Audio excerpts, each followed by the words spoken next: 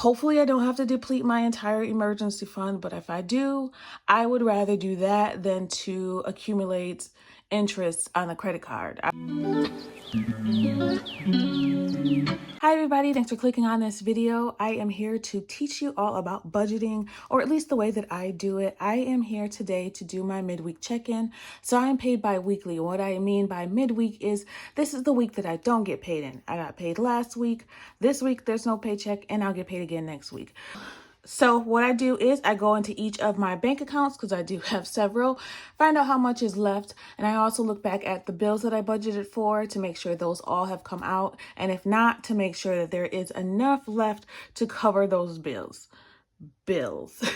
All right, so let's get started. I'm just going to open up to a blank page. I do have sheets for this. Let me show you the sheets that I have for those of you that are new, but I am working on editing them. I actually already have, but I haven't printed them out yet. This is what I usually use. This is just so that I can write down what's due, whether that's been paid and whether that's been withdrawn, and to keep track of what I have left in cash so that I know what I have left to work with. All right, so for right now, since those need to be edited and updated, I'm just going to use a piece of paper like I've been doing for the last couple months. And this is just our midweek check-in. All right, so I've already checked the bank accounts, and the ones that I spend from are these checking accounts.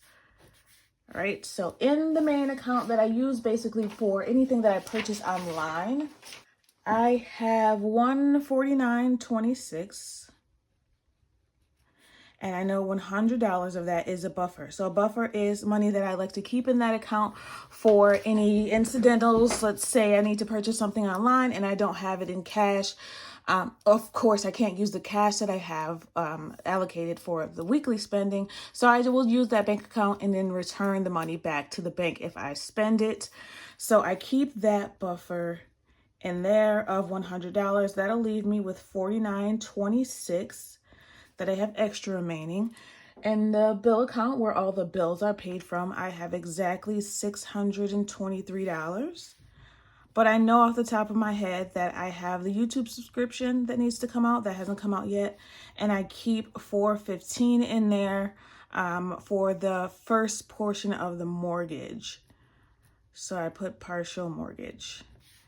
All right, so that will leave me with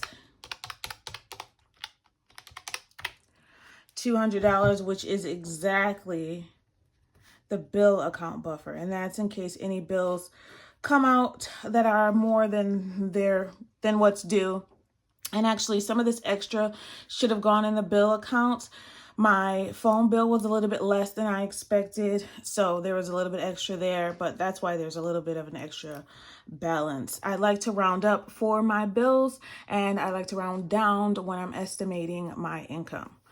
For Sofi, we only have, that is the account I keep it for groceries and gas, the checking account.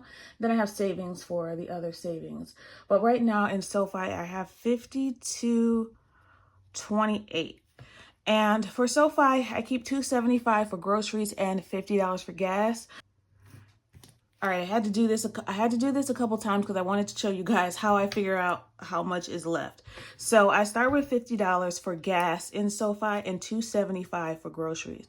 So I know when I look back at my Sofi account, I spent, starting with $50, I spent $24.19 in gas. So I know I have $25.81 remaining in gas, and the rest is going to be grocery.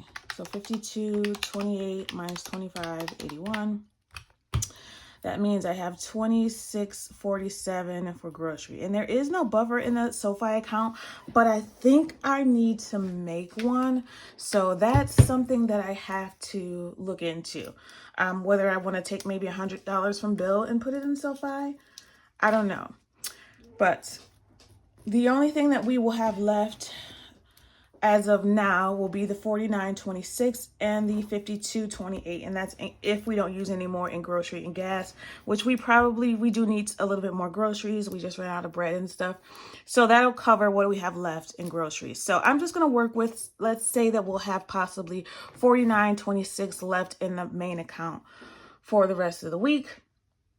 And I am doing this so late. It is Thursday right now. So I'm doing this really late in the week. So we only have a few more days left in this week. Usually I would have done it earlier, but I didn't get a chance to. So let's see what's left in cash. All right, so left in cash. Let's write these out while I'm here.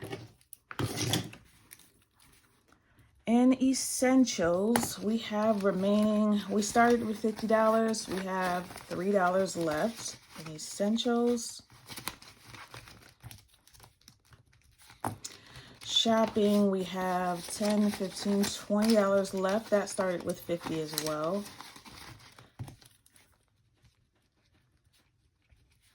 Dining actually has money left. That hardly ever happens, but that's because I budgeted correctly this time.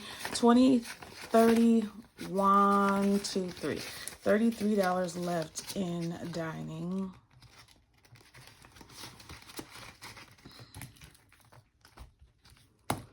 Entertainment, we have $10, $20, $30 left. That started with $30, so we haven't spent any. And I feel like we need to do some entertainment because that's been in there for a few weeks now. Well, we went bowling the week before last, so. Giving, I haven't spent anything in giving, so it should still have $20. 10, 15, 16, 17, 18, 19, 20. It does. I'm not going to write giving down because I'm not really counting that as a balance. Should I? No, because that's for giving. That's not really for me. Let's see, miscellaneous started with 20 and it has $20 still. I also give out allowance that's already been paid out for my daughter.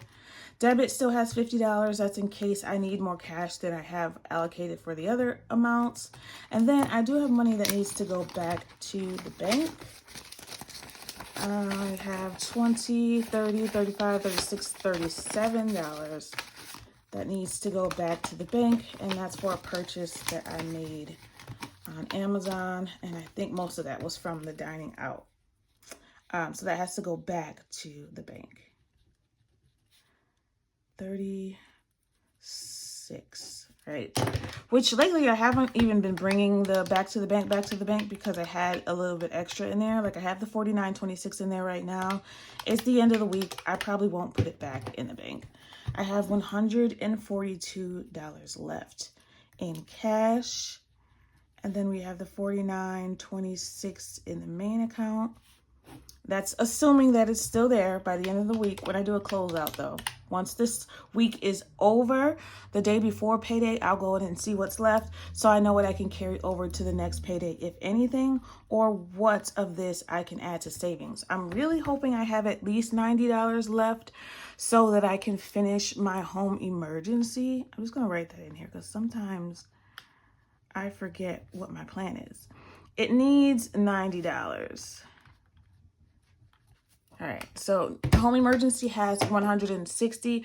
I would like it to have 250. Yeah, so it needs $90. So hopefully I have $90 left in cash that I can put into my home emergency and I can be done with that. So I did have a couple updates for you guys. If you have been a subscriber of mine and you've seen my last video, you know that I had a broken furnace. So thankfully, I am very grateful. The furnace has been fixed. I did put it on a credit card, and it was over $6,000, unfortunately. But it wasn't $9,000. It could have been worse. My estimates were between $6,000 and $9,000. So $6,000 was on the lower end. So I did get it fixed. So we have been a lot warmer. When I tell you, I feel so bad for people who suffer without heat, because going without heat just for those few weeks we went was terrible. It is terrible to wake up in the morning freezing, to go to bed freezing. So we're glad that that's over. I did put it on a credit card. So the company that I worked with for this furnace was actually so sweet. I love them a lot. I can't tell you the name because it will give away the city I live in, but they were great. They were amazing. He told me about the guy who came out to do a program that in New York State that will help you pay for a new furnace if you're without heat. So that just happened to me by circumstance. I happen to be under the income that, there's an income limit that they'll help you with. And I did get approved for that. So I don't know exactly how much they're going to pay, but I couldn't wait for all that paperwork to go through before I got heat. We had to get heat. It had been too long. So I'm waiting to see how much of that they're going to pay me back. I'm going to leave it on the credit card for now. Hopefully I don't have to deplete my entire emergency fund, but if I do, I would rather do that than to accumulate interest on the credit card. I would rather empty that, and then I got to find, some more money to pull to pay on the credit card each payday. So if there's a balance left. So fingers crossed on that to see how much they're going to pay for that. On the other hand, I did get a new laptop. I got a new laptop. I was talking to a few coworkers of mine, and they're like, if you need a new laptop, you need to do it because it's an investment. You need it for school. So you just look at it as an investment, and you want to make sure you get a good one that's going to last you a while. So I did. I took their advice. I found a laptop. I've been looking for weeks. I found one, and I used a bunch of sinking funds to pay for it. So I might do an unboxing for you guys when I do my bi-weekly budget. Let me know if you guys are interested in that so I can show you what I got. So I found the laptop on sale half off because it was open box. So I am a fan of doing open box or refurbished things because they tend to be cheaper as long as you read the fine print, the return policy, and what it will cover for that kind of product, because a lot of times it's different.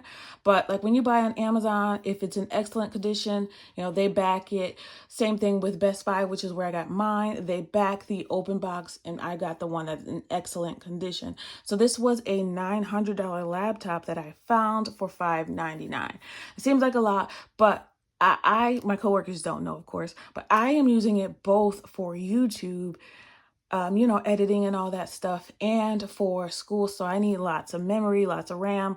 So I did my homework, lots of chat GPT, and I found the best one for me. So I'm very excited to open that and start using it. Hopefully I'll be able to come with more content. I'll get it out faster. So I am very excited about that. I was going to hold off for, to find out about the furnace, but I couldn't wait. There are projects that I need to do on this laptop that will be due like this weekend. So hopefully I can come in and do an unboxing for you guys. Let me know if you want to see that. I'll film it before I open it, and then if you guys want to see it, then I'll upload it for you. But other than that, that's all for me today. It looks like I have enough to cover the bills that are still pending. Maybe I'll even have a little bit extra that I can save. So I'm hoping that. Another thing, question of the day is, I did start this year a month ahead binder. So they're all in the bank now, but for the month ahead, there were things that I wanted to save for. So this year, my goal was to at least have mortgage month ahead done. Now, before I started this year, I had finished utilities and gas. So I did have to take some out of utilities because the last month bill was a bit more than I expected it to be, but that's okay. And I think what I'm going to do is also just take the $100 that's in month ahead gas and take that out, because I will just start this over for the month ahead. I mean, with the emergency fund being depleted, hopefully not, but if it needs to, then I will pull money from other places. For my laptop, I did pull from college, which was a refund that I got from school anyway. So I pulled from college sinking fund. I pulled from my clothing envelope, so there's nothing left in there. I pulled from my miscellaneous envelope, mom miscellaneous. I pulled from my miscellaneous savings that I had in Sofi. So I pulled from a bunch of them that are empty now, but I did need this and I didn't want to charge it. I wanted to use money that I already had. So there will be some sinking funds that I'm going to have to start from scratch, but that's okay. I needed this. So I have realized that since starting sinking funds, I have been really hard on myself to not spend them, even on the things that I need, and that's just silly. So yeah, I'm not gonna do that anymore. You know, I'll try to not spend it if I don't have to, but if I do, it's there for that reason.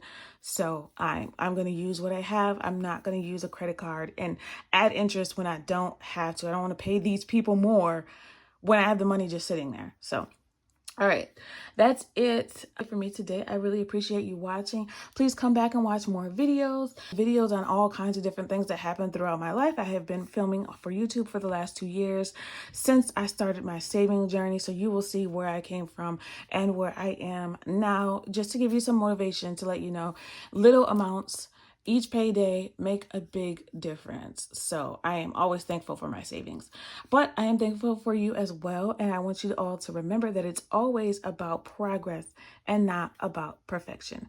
Thanks for watching and happy saving. Bye.